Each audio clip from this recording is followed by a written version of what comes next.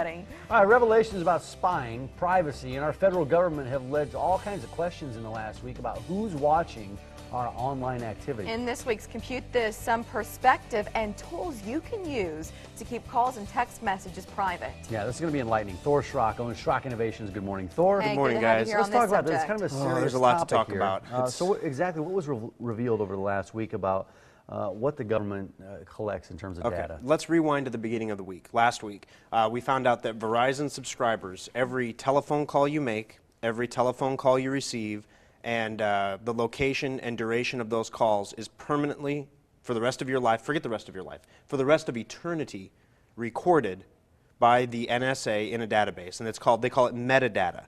Metadata means they're recording the details of a communication, but not the communication itself, is what the NSA is saying. There is some debate as to whether or not that is accurate or not. You don't need a giant Google, literally there's a data center that the government over the last decade built in Utah that is the equivalent of most of Google's data centers combined. It's enormous. It's the biggest data center in the world. You don't need a data center that big to store metadata.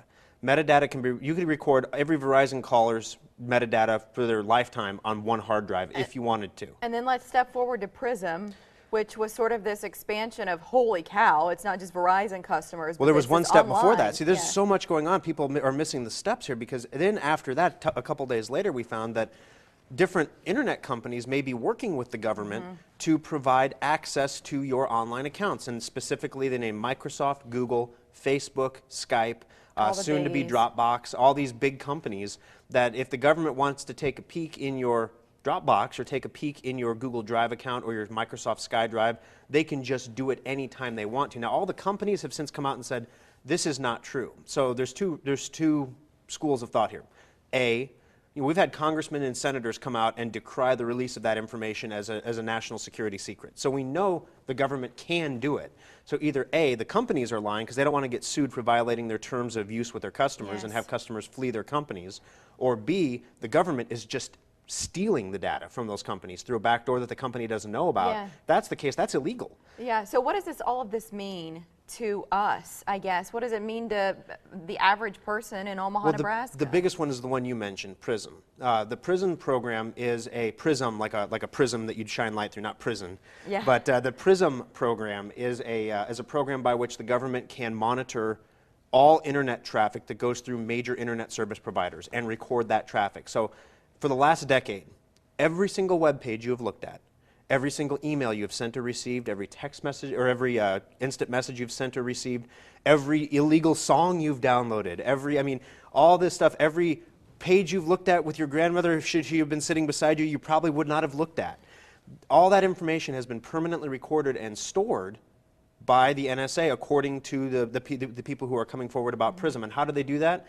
They monitor the internet backbone. So you can't even go to a smaller company like Future Technologies or something because they work off the Cox backbone. Well, and they say they're not looking at us as U.S. citizens, that they're doing it for terrorists and trying to use this as a tool to prevent attacks. That's exactly what they're saying. But here's the trick. The government is saying to prevent a terrorist attack, we can't wait until we have a suspect coming in and then get a search warrant, which would be standard operating procedure.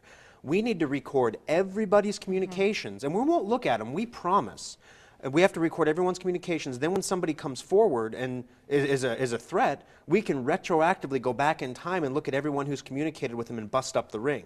But look how well that worked out for David Petraeus. Now, I'm not defending the guy that had an affair when, lost his command of the CIA because of it. How did that come out? It was a leak. Some people believe a government leak, because David Petraeus, the whistleblowers are saying David Petraeus didn't like what was going on with Benghazi. There was some impropriety in the government's reports of the events that happened, and he was going to blow the whistle on it. And turns out all of a sudden somebody retroactively looked through his emails and found an affair. Now, if you think that you don't do anything wrong, I'm not having an affair, I don't look at pornography, I don't download things illegally, I use my computer for internet, email, word processing, that's it. Every single communication you have is recorded. Let's just, for mental exercise, let's step back 50 years in time. So everybody right now who's 20 years old, 50 years ago, the things that people said in everyday conversation today would be almost criminally politically incorrect. Now imagine 50 years into the future, everything you've ever said is recorded. Someone has a problem in the government with you, they can go back in time and look at everything. Better yet, your grandfather was one of these Tea Party patriot guys. Your father is a libertarian. Therefore, your 6-year-old son is probably going to be as well. We should probably keep an eye on that kid.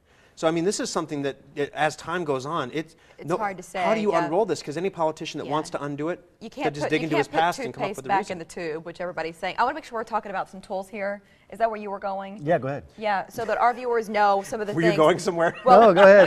We have about a minute, Okay. and I just want you to quickly run through some of these things that if our viewers are curious about what they can do to keep phone calls, text messages truly secure, what are those If you want to, options? you kids get the Spy Gear stuff with their Happy Meal. If you want to feel like a Spy Gear computer user, caveat: nothing is impervious to the government. So this is not going to protect you from your own government. But there are some things you can do. The first one, for example, is a program called Text Secure for Android.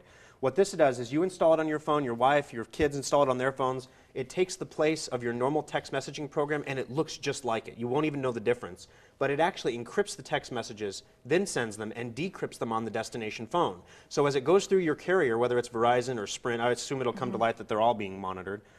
Whoever's in the middle won't be able to see what the messages are. And the phone is encrypted as well, so if you lose your phone, somebody can't just tap in there and get your text messages because they're encrypted. Yeah, we really have less than a minute. Which other one do you want to talk about? Redphone, big one here. Redphone is an Android program or app that you install on your phone. You make a phone call, and then you want to go to a secure line. You've heard that in the movies.